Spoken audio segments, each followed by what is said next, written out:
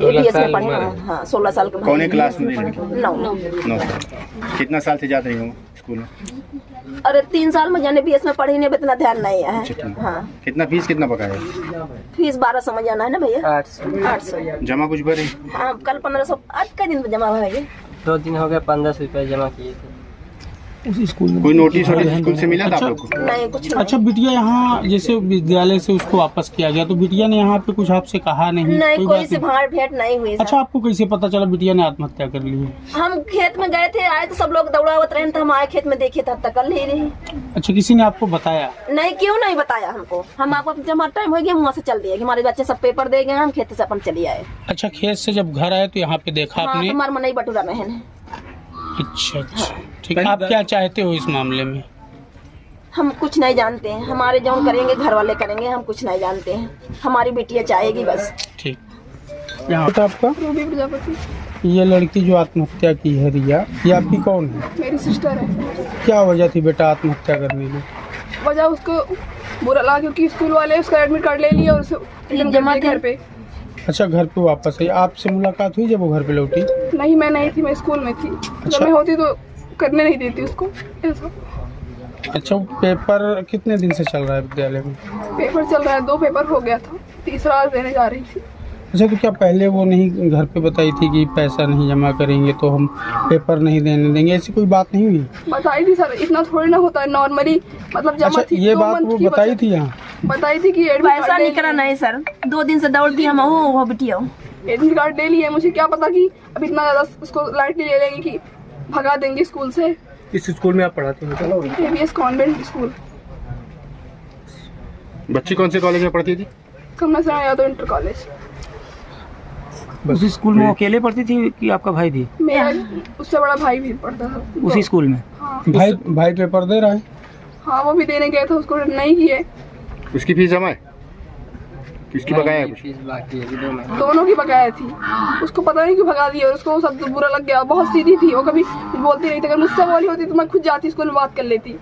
ऐसे half yearly में किए थे तो मैं खुद जाके बात करके प्रवेश पत्र लेके अपने स्कूल में रख ली थी, फिर वो मेरे साथ ही ली। अच्छा हाफ ईयरली में क्या किया था विद्यालय के द्वारा, क्या किया गया था? हाफ ईयरली में मैं जिस दिन पेपर था मैं उस दिन जाके खुद अपने भाई का भी उसका भी फीस जमा करके एडमिट कार्ड अपने पास दिया, फिर जाके मेरे पास लेके आई तो कुछ नहीं, मैं नॉर्मली फिर एग्जाम दे ली। इस बार तो भाई गया था तो मैं गई नहीं। जब भाई आपका पेपर उसी स्कूल में दे रहा है? हाँ उसी स्कूल में दोनों। अच्छा आप क्या चाहते हैं इस प्रकरण में? हम चाहते हैं कि स्कूल सीज हो और मेरी बहन को इंसाफ मिले और टीचर के ऊपर भी एक्शन लिया जाए जो वापस लिया था प्रवेश पत्र। उनका नाम है दीपक, क्या नाम है? दीपक आगे दीपक सरोज। क्या नाम है बेटा? दीपक सरोज। कहाँ के हैं वो? यही है पितापुर के ही है, सुमेरपुर के।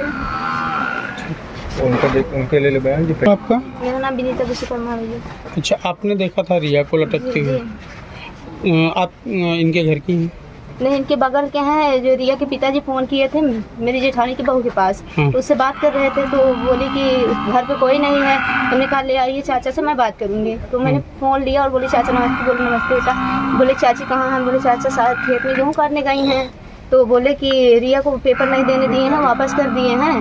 घर पे किसी से बात करवा दो तो हम उसको भेज दें, उसको अलग से पेपर बैठवा के करवा दें फिर से। मैंने कहा ठीक है चाचा, अगर खेत में होंगी तो मैं खेत में जा रही हूँ उनको भेज दूँगी। तो बोले ठीक है बात कराना। हम बोले ठीक है जाएंगे बात करा देंगे। उसके बाद मैं वहाँ से फिर फ़ोन बात करते करते इनके घर पे आई तो बाहर बुला रही थी चाची, चाची नहीं बोल रही थी। फिर रिया को बुलाई, रिया नहीं बोल रही थी। तो मैंने आया यहाँ पर देखा तो दरवाज़ा खुला था। जब दरवाज़ा खुला था तो दरवाजे के बाहर कोई नहीं था। ताला जो है वो खिड़की है, उसी खिड़की पे ताला रखा था। तो मैंने बोला कि ये लोग कभी बिना ताला दिए कहीं जाते नहीं है, कैसे दरवाज़ा मतलब उठाया हुआ है और कोई है नहीं। मैं अंदर घुस गई। अंदर घुस के रिया रिया रिया बुला रही थी, कोई नहीं बोला। फिर मैं छत के ऊपर देखी तो कोई नहीं दिखाई दिया। फिर उस कमरे के सामने जब पहुंची तो देखी रिया लटक रही थी।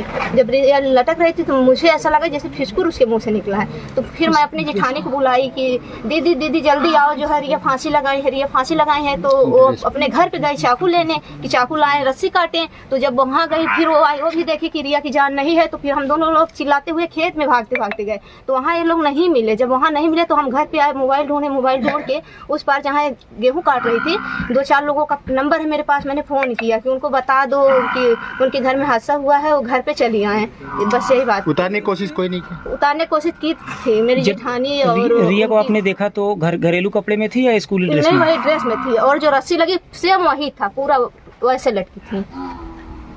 ठीक।